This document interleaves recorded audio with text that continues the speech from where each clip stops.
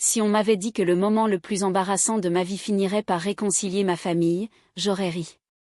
Mais voilà, un soir tranquille, la porte de ma chambre fermée, une satanée serrure oubliée, et mon beau-fils de 26 ans, les yeux écarquillés, me surprenant dans un moment que je n'aurais jamais voulu que quiconque voie.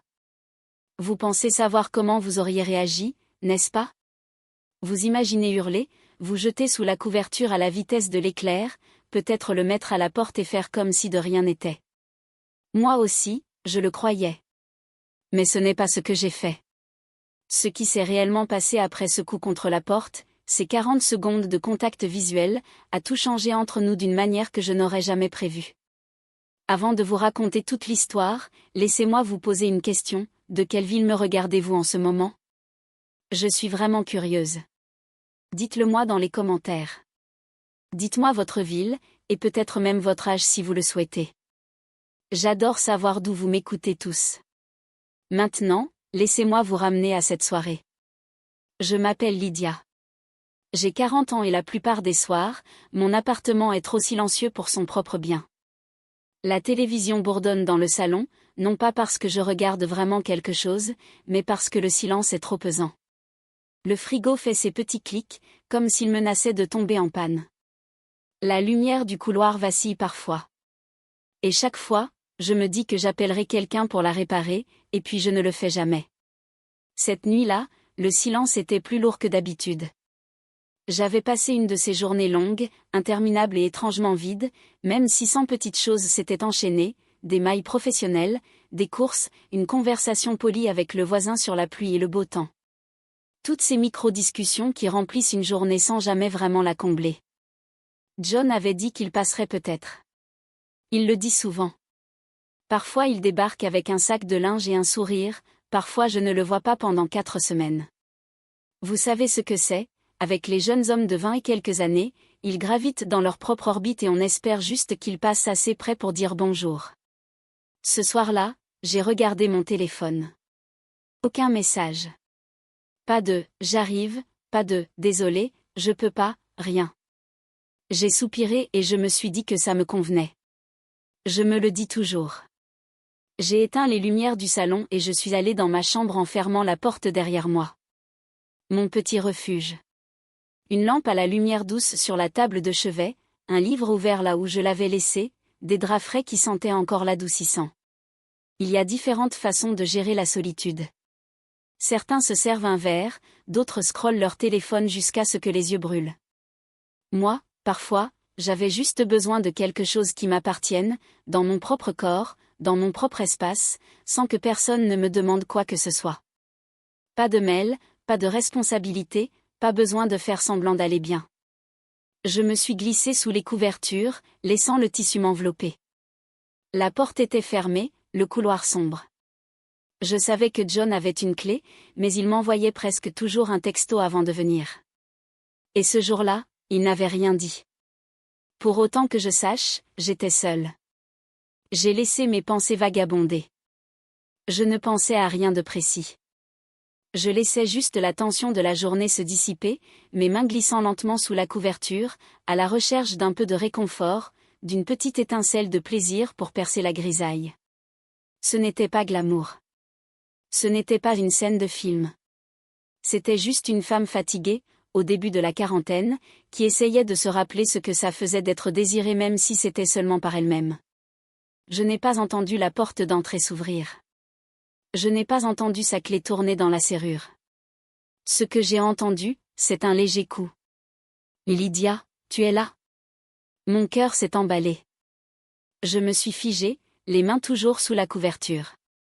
Pendant une seconde, j'ai cru avoir imaginé sa voix. Peut-être la télé que j'avais oublié d'éteindre. Mais ensuite, j'ai reconnu le bruit de ses pas. Cette démarche lourde et décontractée, je la connaissais depuis qu'il était un ado dégingandé qui trébuchait sur ses propres chaussures.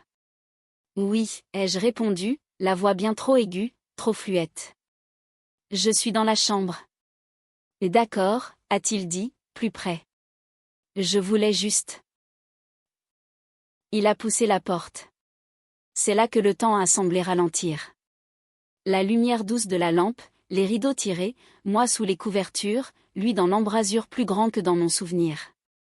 Chaque fois que je le revoyais, il semblait occuper plus d'espace. Une main encore sur la poignée, son regard est passé de mon visage à la forme de mon corps sous le drap, puis est revenu à mes yeux. On savait tous les deux ce sur quoi il venait de tomber. Pas besoin de mots. Et John? L'ai-je haleté? Toc. J'ai frappé, a-t-il lâché en reculant, les joues en feu.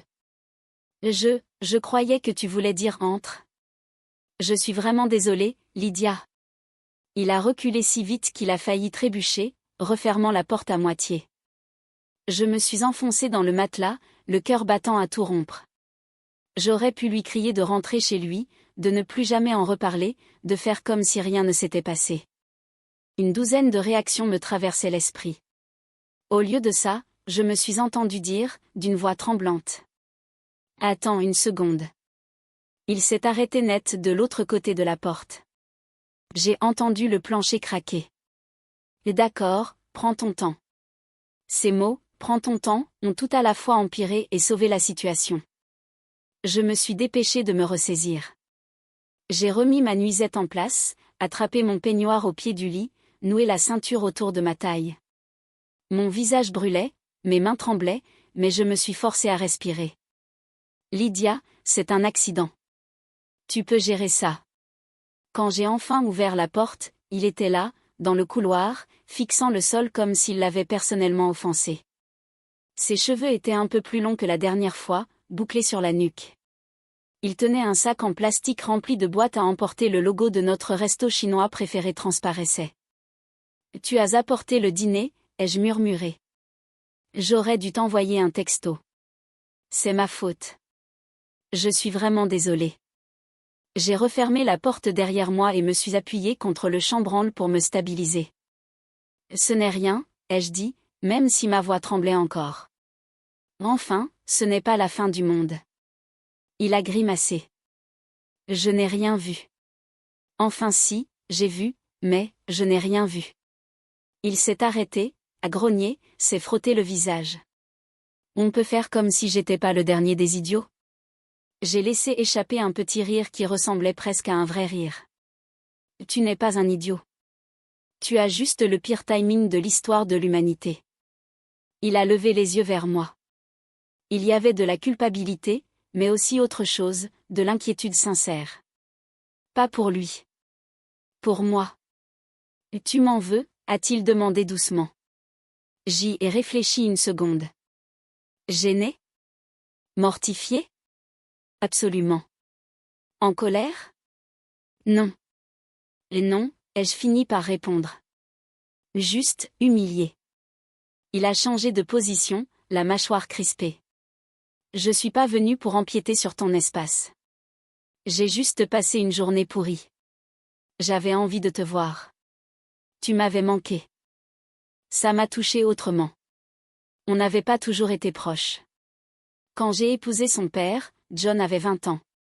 Il était en colère contre le monde entier, contre le divorce de ses parents, contre son père d'avoir refait sa vie, contre moi d'exister. On s'était disputé violemment dans la cuisine, porte qui claque, semaine de silence glacial. Puis, petit à petit, les choses s'étaient apaisées. On avait trouvé des moments de paix, rire devant des toasts brûlés, se moquer des émissions de télé-réalité, se disputer pour savoir quel resto chinois était le meilleur. J'étais finalement attachée à lui d'une façon étrange, compliquée. Pas comme à un fils, je ne l'avais pas élevé, mais pas comme à un étranger non plus. Quelque part entre les deux. L'idée qu'il m'ait cherché, qu'il lui ait manqué quelque chose en moi, a débloqué un truc. Tu m'as manqué aussi, ai-je avoué. Même si tu as le pire timing d'Amérique. Ça l'a enfin fait rire franchement. Il a baissé la tête. Je peux repartir si tu veux de l'espace. Je veux pas que ce soit bizarre. C'est déjà bizarre, ai-je répondu sèchement. Mais tu es là, tu as apporté à manger. Alors non, reste. On passe à autre chose. Ses épaules se sont détendues de soulagement. D'accord. On est allé à la cuisine ensemble, un peu raide, comme si on marchait dans l'eau. L'appartement était chargé du souvenir des 10 dernières minutes, mais j'étais déterminée à ne pas laisser ce moment définir la soirée. J'ai sorti des assiettes pendant qu'il déballait le riz cantonais, le poulet aigre-doux, les rouleaux de printemps. Mon préféré, même s'il prétendait toujours choisir au hasard. Tu te souviens encore de ce que j'aime, ai-je demandé en essayant de prendre un ton léger. Ouais, t'es prévisible, a-t-il répondu en haussant les épaules. Dit le mec qui débarque sans prévenir. Il a souri en coin, aussitôt, la tension s'est relâchée. On s'est assis l'un en face de l'autre à la petite table de la cuisine. La lampe au-dessus de nous bourdonnait doucement. Dehors, une alarme de voiture a hurlé puis s'est tue. La vie reprenait son cours. On a mangé en silence un moment. Je l'observais par-dessus mon verre d'eau, les petites rides au coin de ses yeux, la fatigue dans son regard. Il n'était plus un gamin. Tu as dit que t'avais passé une journée difficile, ai-je lancé. Que s'est-il passé? Il a hésité, faisant tourner un morceau de poulet dans son assiette. Des trucs de boulot, et papa. Le mot est resté suspendu entre nous. Son père. Mon ex-mari. L'homme qui m'avait promis l'éternité et qui avait discrètement vidé ses affaires un dimanche après-midi, laissant juste un mot sur la table de la cuisine. Comment il va? Ai-je demandé d'une voix soigneusement neutre. John a haussé les épaules, un haussement profond, lourd. Occupé. Toujours occupé. Je l'ai vu la semaine dernière. Il a demandé de tes nouvelles. Ça m'a surprise plus que je ne voulais l'admettre. Qu'est-ce qu'il a dit? Juste s'il tu allais bien. Je l'ai regardé un instant. Je lui ai dit que oui. Tant mieux, ai-je répondu rapidement. C'est bien. John a posé sa fourchette. Et toi, ça va vraiment? J'ai ouvert la bouche pour dire le « oui » automatique, poli. Au lieu de ça, un petit rire nerveux m'a échappé. J'ai l'air d'aller bien. Son regard s'est adouci. On dirait que t'as besoin de quelque chose. Mon visage a repris feu, mais cette fois, ce n'était pas seulement de la gêne. C'était plus vulnérable. J'avais juste besoin d'oublier que j'étais seule pendant 5 minutes, ai-je murmuré. Il a baissé les yeux sur son assiette. Je comprends. Moi aussi, parfois. Ça m'a surprise. Et toi? T'as 26 ans, des amis, un boulot, toute une vie. Il a eu un petit sourire sans joie. Ça veut pas dire que je rentre pas dans un appart vide. Ça veut pas dire que je me demande pas si j'ai merdé quelque part ou si je suis juste incapable de garder les gens. Les derniers mots sont sortis si bas que je les ai à peine entendus. John, tu n'es pas incapable d'aimer. Il a levé les yeux, brillant. Parfois j'ai l'impression que tout le monde finit par partir. Maman est partie. Papa est parti. Vous deux, vous vous êtes séparés. C'est comme si je construisais des petits mondes fragiles qui explosent à chaque fois. Je ne l'avais jamais entendu parler comme ça. Sans armure, sans sarcasme. Sans réfléchir, j'ai tendu la main et posé la mienne sur la sienne. Ses doigts étaient un peu rugueux à cause du boulot. Il s'est crispé une seconde, puis s'est détendu. Je suis toujours là, ai-je dit. Même si l'étiquette a changé, même si le mariage n'a pas tenu, je suis toujours là, John. Sa gorge a bougé quand il a dégluti. Même après ce soir, a-t-il demandé avec un sourire gêné. Un rire m'a échappé, un vrai. Surtout après ce soir. Le niveau d'humiliation est atteint, c'est irréversible. Tu es coincé avec moi maintenant. Il a ri aussi.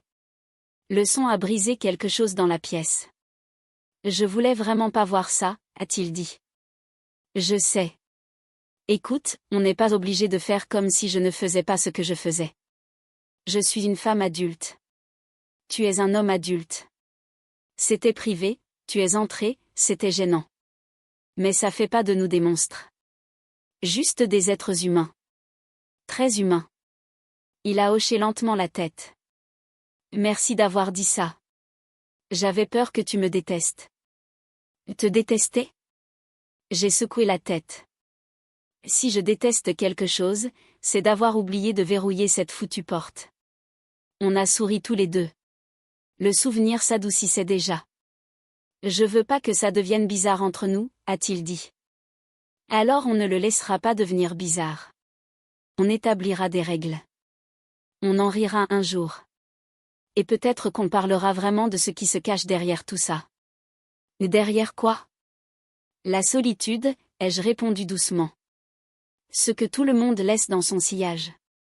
Ce qu'on essaie tous les deux d'ignorer. Il m'a regardé longuement, comme s'il me voyait pour la première fois pas juste l'ex de son père, pas juste la femme qui lui rappelait d'enlever ses chaussures, mais une personne avec ses failles, ses blessures. Ouais, a-t-il murmuré. Peut-être qu'on devrait. L'horloge a fait tic-tac. La nourriture a refroidi. Dehors, quelqu'un a ri dans le couloir, un rire joyeux, lointain. Dans cette petite cuisine, à cette petite table, quelque chose a changé. Pas dans le sens scandaleux qu'on pourrait imaginer. Mais d'une façon plus discrète, plus profonde. Deux personnes seules, liées par une histoire qu'aucun de nous n'avait choisie, se disant enfin la vérité. Tout avait commencé par le moment le plus embarrassant de ma vie. Mais assise là, la main de John sous la mienne, je me suis rendu compte d'un truc que je ne m'étais plus autorisée à croire depuis longtemps. Parfois, être vu, vraiment vu, même dans notre moment le plus vulnérable, c'est exactement ce dont on avait besoin. Le lendemain matin, la lumière du soleil m'a réveillée avant mon réveil.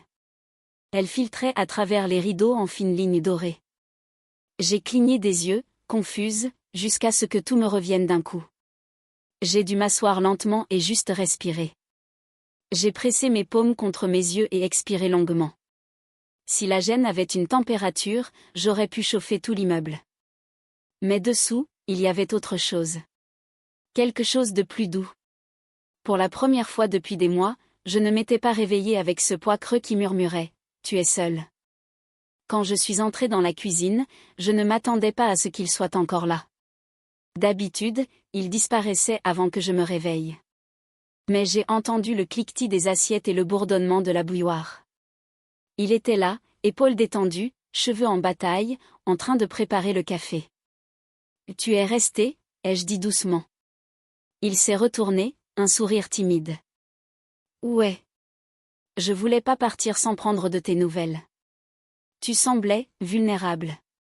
Pas dans le mauvais sens. Juste humaine. Et je voulais pas que tu te réveilles seule en te sentant mal. » Ça m'a touché plus que je ne l'aurais cru. Je me suis assise. Il a posé une tasse devant moi exactement comme je l'aime. « Tu n'étais pas obligé », ai-je murmuré. J'en avais envie. Un silence confortable s'est installé. À propos d'hier soir, ai-je commencé. Il a gémi. S'il te plaît, pas de description détaillée, j'ai encore du mal à m'en remettre. J'ai ri un vrai rire. Non, je voulais juste dire, je veux pas que tu penses que je m'effondre. Il a tiré la chaise en face de moi et s'est assis, coude sur la table. Je pense pas ça. Au contraire. Je pense que t'as tout géré seul trop longtemps. Sa douceur m'a désarçonné. J'essaie, ai-je murmuré. Depuis que ton père est parti, j'ai l'impression d'avoir les côtes serrées en permanence. Il a hoché la tête. Je sais ce que c'est. Quand le divorce est arrivé, personne ne m'a expliqué quoi faire avec les restes. Exactement. Les restes. Ces choses que personne ne t'apprend à trier. On n'a jamais vraiment parlé de ce que ça t'a fait, à toi, ai-je dit. Il a eu un petit rire sans joie. Personne ne m'a posé la question. Ni papa, ni maman. Et je voulais pas t'embêter avec ça, t'en avais déjà assez. John, tu peux me parler. Il a dégluti, puis hoché la tête. Hier soir, quand je suis entrée, c'était pas juste la gêne.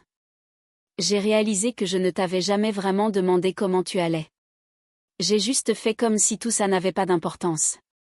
Et si, ça comptait, ai-je murmuré. Il a baissé les yeux sur ses mains. Oui. Ça comptait. Le silence est retombé, mais il n'était plus pesant.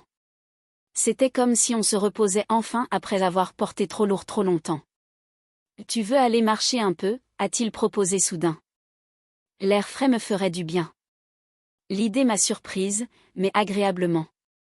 D'accord. Laisse-moi m'habiller. Quand je suis revenue, il m'attendait près de la porte, sourire timide, le genre de sourire de quelqu'un qui n'est pas sûr que le monde lui ait pardonné. On est sorti dans l'air frais du matin. Les rues étaient calmes, la ville s'éveillait doucement. On marchait côte à côte, mains dans les poches. Au bout de quelques minutes, il a repris. J'y ai repensé, peut-être que c'est bien qu'on ait parlé. Même si la façon dont ça a commencé est la chose la plus gênante qui nous soit arrivée. Je lui ai donné un petit coup d'épaule. La chose la plus gênante de l'histoire de l'humanité.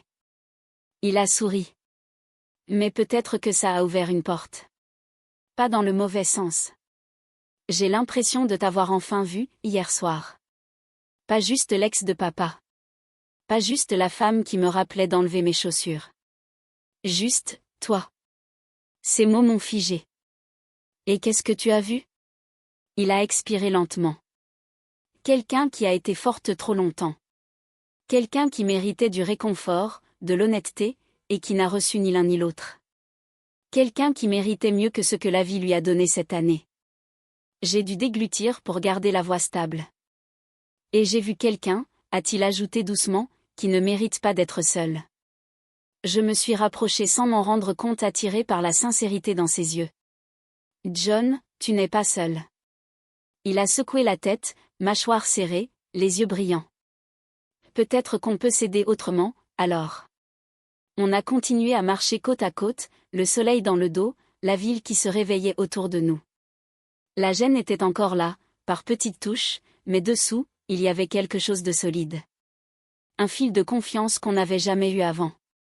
Et quelque part, dans ce matin tout simple, j'ai compris que le moment le plus humiliant de ma vie venait, sans que je m'y attende, de nous rapprocher comme jamais.